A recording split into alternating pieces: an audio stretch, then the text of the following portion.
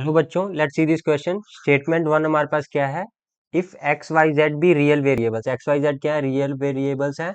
Satisfying, satisfy करें कौन सी इक्वेशन को? X plus y plus z equal to 6 and x y plus y z plus z x is equal to 8, दोनों को satisfy कर रहा है। Then the range of variables x y z are identical, जो x y Z होगा उसका range क्या होगा? आइडेंटिकल होगा।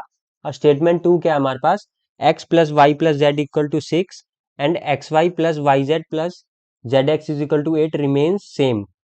सेम रहेगा if x y z interchange their positions. अगर एक्स वाई जेड हमारे पास क्या होंगे? अपनी पोजीशंस को क्या कर रहे हैं? इंटरचेंज कर लेंगे। ठीक है। अब हमारे पास क्या है कि जो एक्स वाई एंड जेड वो क्या है? रियल रियल नंबर्स है हमारे पास। ठीक है ना, रियल वेरिएबल्स हैं। और ये हमारे पास कौन कौन सी स्टेटमेंट दी है? X plus y plus z is equal to 6 आया हमारे पास, तो यहाँ से हमने जेड का वैल्यू निकाला, क्या आएगा? 6 माइनस एक्स प्लस वाई आ गया। इसको नेम दे देना इक्वेशन नंबर 1। और सेकंड जो हमारे पास स्टेटमेंट थी उसको यूज करते हैं। तो x y plus y z plus z x is equal to 8 आ गया हमारे पास। ठीक है। तो एक्स वाई प्लस यहाँ से हमारे पास जेड कॉमन आ गया। ठीक है, अंदर क्या रह गया? X plus y into z is equal to 8। ये हमारे पास इक्वेशन नंबर आ गया 2। अब हम z की पुट वैल्यू क्या करते हैं? पुट करते हैं कौन सी? स्टेटमेंट 2 में हमने, इक्वेशन 2 में हमने जब z की वैल्यू पुट की तो हमारे पास क्या बनेगा? X y plus x plus y into 6 minus x plus y. ठीक है, डेट इज इक्वल टू हमारे पास किस चीज़ के आ जाएगा? इक्वल टू 8 आ जाएगा। यहाँ से हमारे पास क्या बनेगा? अगर हम देखेंगे तो हमारे पास इक्वेशन बनेगी वाई स्क्वायर। ठीक है, ये हमारे पास क्या इक्वेशन बन जा रही है? Y square. इसको सॉल्व करने के बाद plus x minus 6 into y plus x square minus 6x। ठीक है, प्लस एट इक्वल टू 0। ये हमारे पास क्या आ गया है?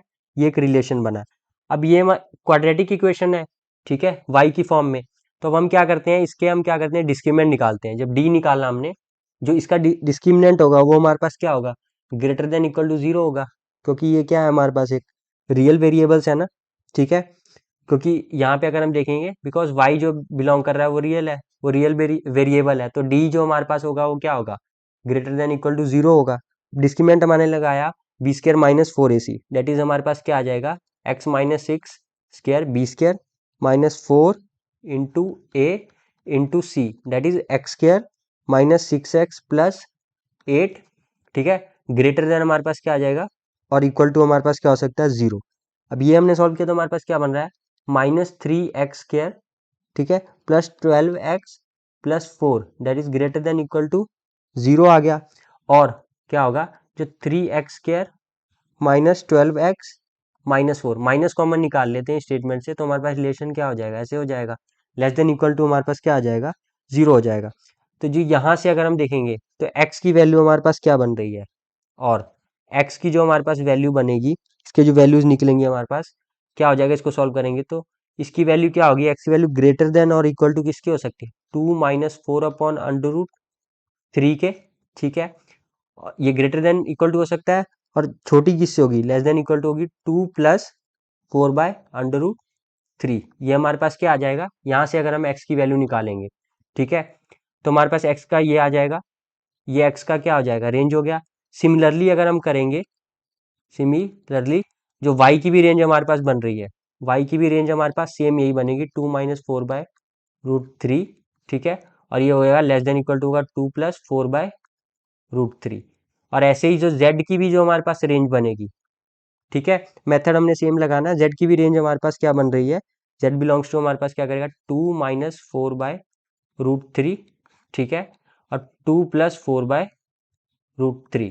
ठीक है, यहाँ से हमने देखा तो क्या आया? एक्स वाई जेड तीनों बिलोंग कर रहे हैं कौन से इंटरवल से?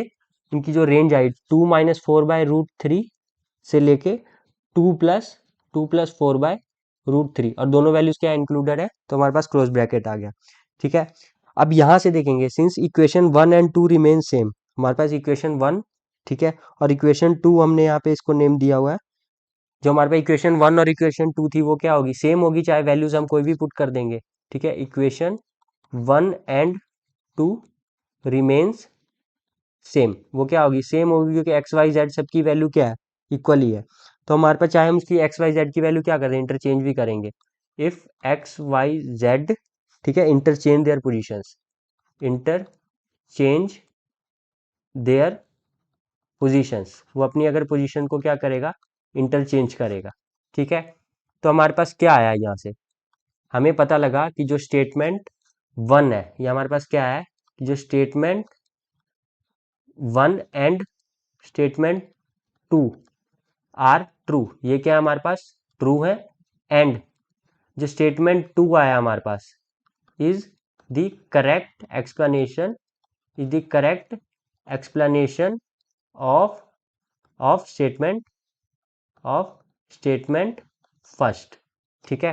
दोनों स्टेटमेंट्स हमारे पास क्या आई हैं, ट्रू आई हैं, both statements are true, statement 1 and 2, and statement 2 is the correct explanation of statement 1. I hope you have understood the question. Best of luck.